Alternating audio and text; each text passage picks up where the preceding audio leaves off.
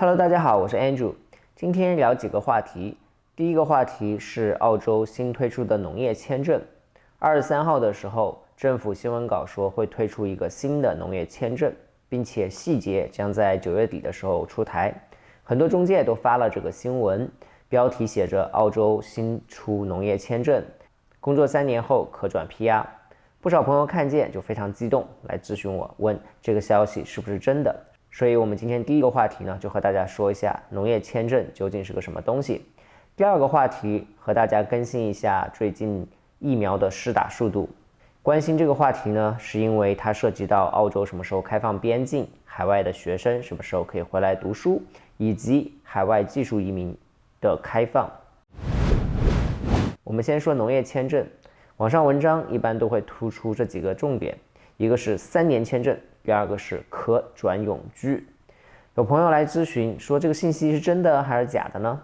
这个信息是真的，但是并没有什么用。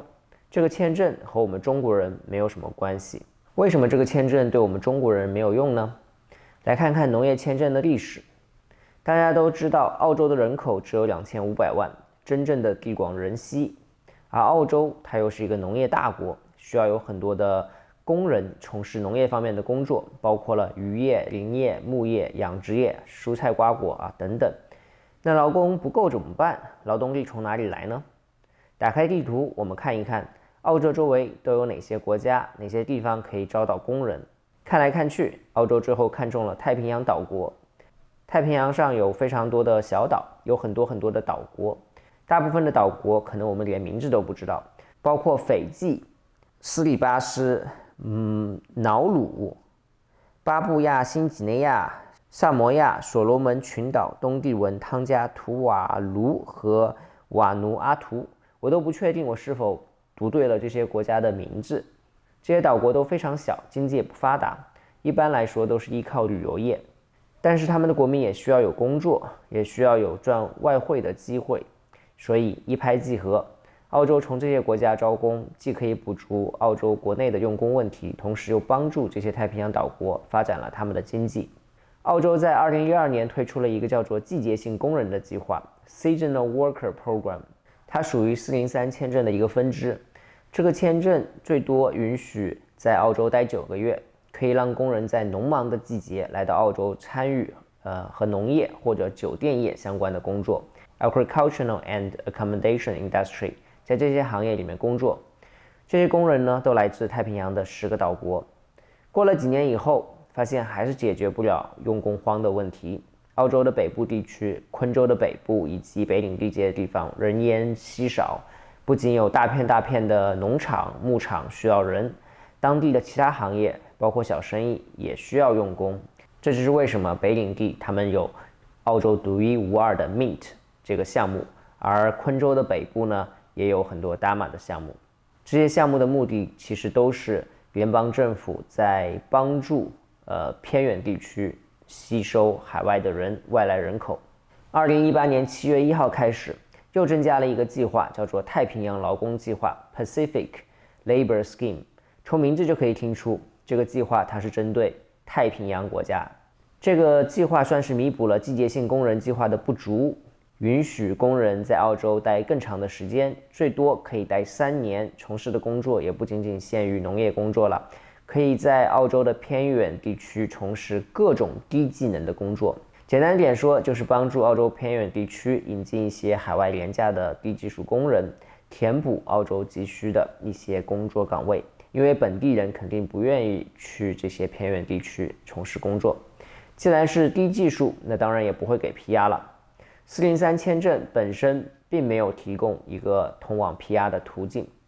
说完了前面，那么现在新推出的这个农业签证呢，应该就算作 3.0 版本，在前面2个计划的基础上再次增强。受到疫情的影响，澳洲现在是非常的缺人，尤其是农业方面的工人。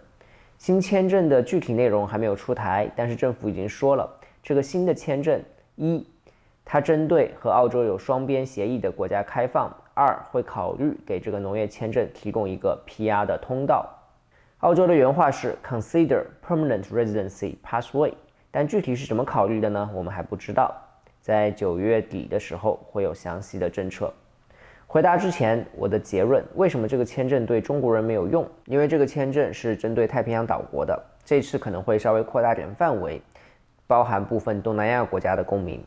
但中国显然不在这个范围之内，所以持有中国护照的朋友肯定是不会满足这个签证要求的。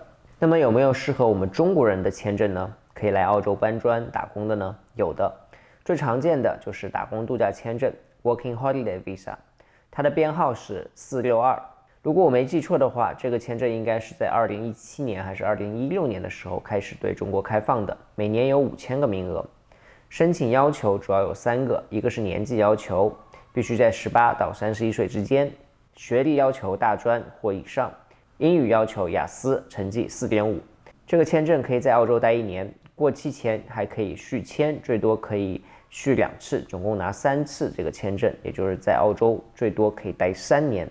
疫情期间打工度假签证暂时中断了，但是在疫情后肯定会恢复的。真的想来澳洲农场打工的朋友可以关注下这个签证。澳大利亚驻华使馆在微博上也有他自己的官方微博，我自己不用微博，所以没有关注过，如果你有也可以关注下。另外一个常见的方案是半工半读，关于半工半读的话题我已经做了好几期了，感兴趣的朋友呢可以点击上方链接去看。好，下一个话题，澳洲疫苗施打进度。现在每天新州、维州各个州的州长他们每天都会开新闻发布会，向公众说明最新的疫情情况以及疫苗施打进度。我每天都会看他们的发布会。过去的几周，州长说话的时候，他的速度都非常的慢，语气非常的低沉，因为要塑造那种坏消息的气氛怀着一种悲痛的心情，都是坏消息。情绪上怎么说呢？就是不活泼的情绪，有点压抑。但是昨天我感觉州长的话呢，他的语速突然变快了，充满了信心，充满了积极的态度。州长说，下周甚至几天内，新州接种疫苗的人口比例呢就能达到70%，而80%的人口呢也会在10月初就可能打完疫苗，这比原本10月底的预期还要提前了，非常的难得。澳洲的风格一贯都是往后延，很少有提前的。澳洲对待疫情的大方针，他们的 National Plan 就是躺平，学习英国老大哥，疫苗打完就一切恢复正常。先是停止封城，生意照旧，然后慢慢的就会开通国际通航。最先有可能通航的是新加坡，因为新加坡的接种率呢在80%左右了。第一个国家开放很快就会第2个、第3个，已经可以看见曙光了，而且有可能比预期的还要快一些。我个人对澳洲开放边境的预期一直都是在2022年7月，现在越来越有可能会提前，在2022年的上半年开放，所以准备来澳洲留学的同学们不用担心再读1年网课了。目前还在澳洲的同学们，我知道很多同学在澳洲已经待了很久了，2年都没有回家了，甚至更久的时间，所以特别想回家。对于这部分同学，我建议还是再坚持一下，能不出境就不要出境，直到澳洲正式的宣布从中国来的飞机可以没有限制的飞回澳洲，这样才会比较安全。不然的话，回国容易，回澳洲难。有移民打算的同学，一旦你们离开了澳洲，对申请移民会造成非常大的不方便。最后我们说一下上周州担保的邀请情况。西澳、坎培拉、维州最近都发了邀请，具体的邀请情况呢，可以看公众号的文章。这里特别要说一下，西澳非常给力，发邀请的数量惊人，一轮就发了1500多个，非常的夸张。而且主要是发放给针对外州同学的开放的 General Stream Schedule 2， 在这个分支上面，而且它的邀请分数也已经从上一轮的 EOI 100分掉到了80分，有了非常明显的下降。所以不管最后能不能拿到西澳洲的担保，同学们都应该看一看，了解一下，试一试，就算不成功也不会损失什么。西澳不可怕，一点都不偏远，是个非常棒的地方，而且现在工作非常好找，工资也非常的高。感兴趣的同学呢，可以联系我。好，今天就说到这里，感谢你的收看。